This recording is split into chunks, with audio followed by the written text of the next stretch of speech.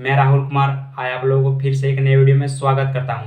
आज की इस वीडियो में हम लोग बात करेंगे लड़कों की ज़िंदगी की सच्चाई के बारे में। तो चलिए वीडियो का शुरुआत करते हैं।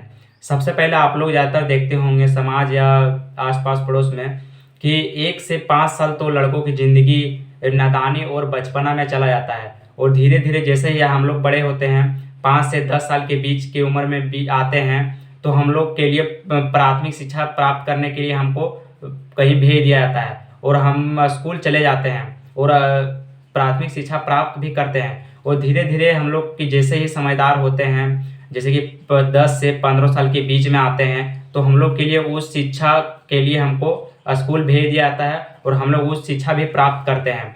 और धीरे जैसे ही हम लोग उस शिक्षा प्राप्त करते हैं ना, वैसे जो जो पहला से 10वां तक उच्च शिक्षा प्राप्त कर लेते हैं, उनको तो जिस पिता के पास ज़्यादा पैसा रहता है उनको तो आगे शिक्षा प्राप्त करने के लिए, कॉलेज की शिक्षा प्राप्त करने के लिए आगे भेज दिया जाता है।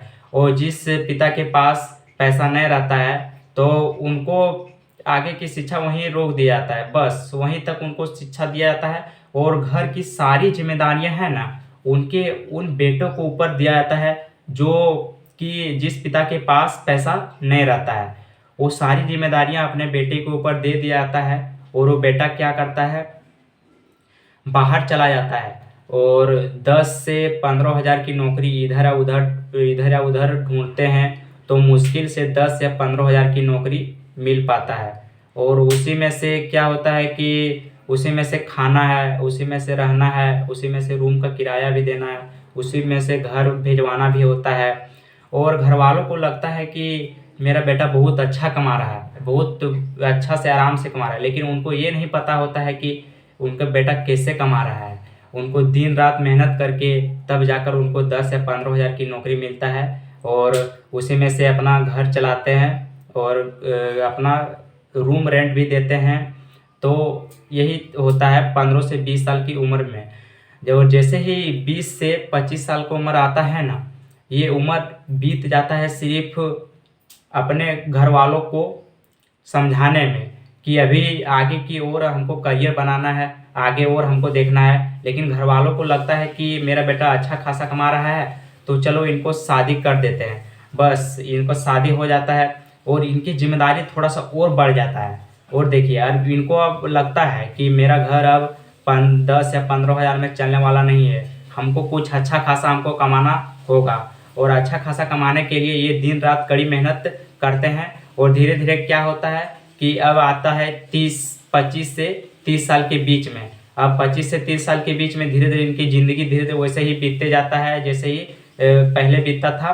और अब बात आता है 30 से 40 साल के बीच में। ये उम्र होता है ना जो अपने बच्चे के फ्यूचर का टेंशन हमेशा लगा रहता है कि मेरा बच्चा आगे चलकर क्या पढ़ाएंगे इसको और कुछ इसको ज़रूर बनाएंगे इसको भविष्य में। भले ही हम पढ़े लिखे नहीं हैं, भले ही हम नहीं पढ़ पाएँ, आगे की शिक्षा नहीं कर पाएँ और आगे हम कुछ नहीं बन पाएँ, लेकिन मैं अपने बेटे को आगे की शिक्षा बेहतर शिक्षा से बेहतर शिक्षा दूंगा और इनको कुछ बनाऊंगा, डॉक्टर या इंजीनियर हो या कुछ इनको पढ़ लिख कर बनाऊंगा या कुछ इसको बिजनेस में सेट कर दूंगा।